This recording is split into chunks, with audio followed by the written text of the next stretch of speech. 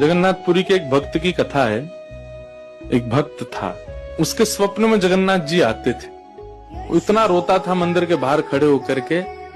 तो ठाकुर जी बोले, तू क्यों रोता है? बोले, आप बस मेरे साथ रहो, मुझे और कुछ नहीं चाहिए, और इस बात का मुझे अनुभव होना चाहिए कि आप मेरे साथ हो। तो भगवान जगन्नाथ जी ने उसको कहा, मैं तेरे साथ हमेशा हूं, और इसका अनुभव तुझे जब करना हो समुद्र की बालू में चलना, और थोड़ी दूर चलने के बाद फिर पीछे देखना, 2 पैरों के निशान तेरे होंगे और तेरे बगल में 2 पैर के निशान मेरे होंगे। उससे तुझे पता चल जाएगा मैं तेरे साथ।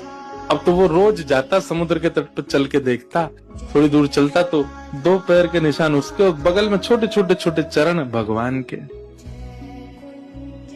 इतना प्रसन्न रहता था। लेकिन ये उसके घर में कोई घटना घटी, माता जी का देहावसन हो गया, बहुत कष्ट में आ गया, इतना पीड़ा में आ गया, रोने लगा, बिलखने लगा। अपनी माँ के जाने के भाव से तुरंत दौड़ करके गया। बोले, मैं मन को शांत करने का एक ही तरीका, पता चले जगन्नाथ जी मेरे साथ। अत्यंत पीड़ा में था।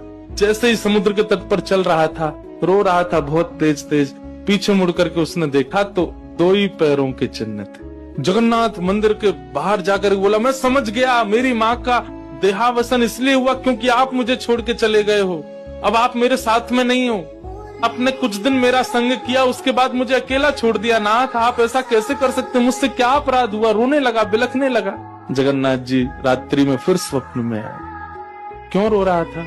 बोले, नाथ, आप मेरे साथ थे हमेशा, और आज आप मेरे साथ नहीं थे। मैंने जाके देखा 2 ही चरण चिन्ह थे, और आज ही मेरी माँ का भगवत धाम गमन हो गया। इसका मतलब आपने मुझे त्याग दिया ना? मुझसे कोई अपराध हुआ है? भगवान बोले, नहीं। तो फिर आज आपके चरण चिन्ह क्यों नहीं थे? भगवान बोले, कल तक मेरे चरण चिन्ह थे क्योंकि तू भी चल रहा था और मैं भी चल रहा था, परंतु आज तू पीड़ा में आ गया तो तुझे गोद में लेके मैं ही चल रहा था। वो मेरे चरण चिन्ह, तेरे नहीं, वो मैं ही हूँ।